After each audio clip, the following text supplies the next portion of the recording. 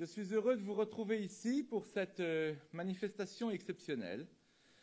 En effet, elle est exceptionnelle parce qu'aujourd'hui, tout le monde parle du quantique. Le mot devient presque dans le langage courant comme le Big Bang ou l'effet papillon ou la théorie du chaos. Mais le quantique est mis à toutes les sauces. J'ai reçu un programme intitulé de recherche quantique, qui est une conférence qui avait lieu dans une ville de province où il n'y avait pas un seul physicien quantique professionnel. C'est tout juste si on ne vous propose pas des recettes de cuisine quantique. Mais si le mot quantique est ainsi galvaudé, eh bien, la physique quantique n'en reste pas moins un domaine d'une richesse et d'une importance extraordinaire qui bouleverse radicalement notre vision du monde et dont toutes les conséquences n'ont pas encore vu le jour.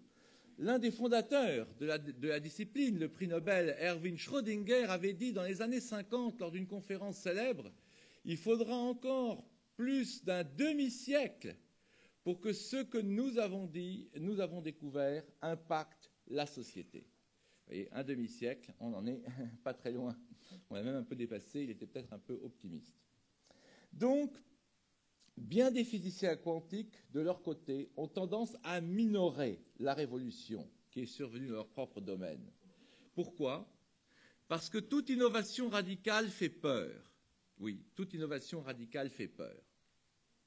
Et vous savez, c'est cette vieille anecdote de l'époque de Darwin, où quelqu'un est censé avoir dit « Ok, admettons que nous descendions du singe, mais au moins, faites que ça ne s'ébruite pas. » Donc c'est la même chose aujourd'hui. Une certaine vision strictement matérielle d'un monde limité dans le temps, l'espace, l'énergie et la matière s'est déjà effondrée. Ce ne sont pas des spécialistes échevelés, des spiritualistes échevelés qui le disent, mais des physiciens quantiques agnostiques, dont je vous garantis l'agnosticisme, comme Sven Ortoli et Jean-Pierre Farabod dans leur petit livre « Le quantique des quantiques », où ils disent que la physique quantique a porté un coup fatal au matérialisme classique. Ça ne veut pas dire que le matérialisme est impossible, soyons rigoureux. Ça veut dire que le matérialisme classique n'est plus possible. D'autres formes de matérialisme sont évidemment possibles. Mais Ortoli et Farabod osent écrire que la théorie sauvage, subversive et dévastatrice, la physique quantique a jeté à bas l'édifice policé et échafaudé au cours des siècles par la science traditionnelle. Elle nous fait entrer de plein pied dans le monde de la science-fiction. Et tenez-vous bien, ils osent dire, les révolutions républicaines, marxistes, islamiques et autres risquent d'apparaître un jour insignifiantes face à la révolution quantique. Notre organisation sociopolitique, nos modes de pensée vont être bouleversés davantage peut-être que par tout autre événement. Pour mieux intégrer la façon dont cette nouvelle conception de la réalité diffère de l'ancienne, le mieux est de méditer le message de Bernard d'Espagna. Un des enseignements des sciences modernes, dites par tradition de la matière, est celui-ci. La chose, s'il en est une qui se conserve, n'est pas le concret mais l'abstrait.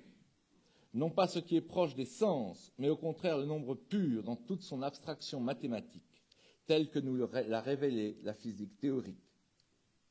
Et cette découverte, fort importante, une des manières les plus pertinentes de l'évoquer est, selon moi, de reconnaître que le mot matière est mauvais et de réintroduire le beau mot d'être. Mais nous ne sommes pas ici dans un colloque général sur la physique quantique, même si on en rappellera les bases, mais dans un colloque sur les liens entre physique et conscience. C'est une démarche provocante, parce que la modernité est basée sur le réductionnisme qui établit des frontières étanches entre les disciplines. On entendra toujours, et je l'ai entendu en préparant ce colloque, la physique quantique n'a rien à dire sur la conscience, ou la physique quantique n'a rien à faire en biologie. Chacun chez soi et les moutons seront bien gardés. Transgresser les frontières entre les disciplines, développer une vraie interdisciplinarité, est hélas encore aujourd'hui quelque chose de révolutionnaire, tellement nos schémas conceptuels mettent du temps à évoluer. Donc, oublions les affirmations convenues, du genre la physique quantique n'a rien à dire sur la conscience, et partons à la découverte de nouveaux territoires. Il y a en fait deux grandes façons de relier physique et conscience. Soit comme Penrose et Hameroff, par exemple, on pense que les mécanismes quantiques peuvent créer la conscience, soit comme le prix Nobel de médecine Sir John Eccles et le physicien Frédéric Beck, on pense que la conscience est une composante fondamentale de l'univers et qu'elle se sert de la physique quantique pour se manifester dans notre monde. Les positions que nous entendrons tout au long de la journée, je dirais, évoluent, naviguent entre ces deux extrêmes.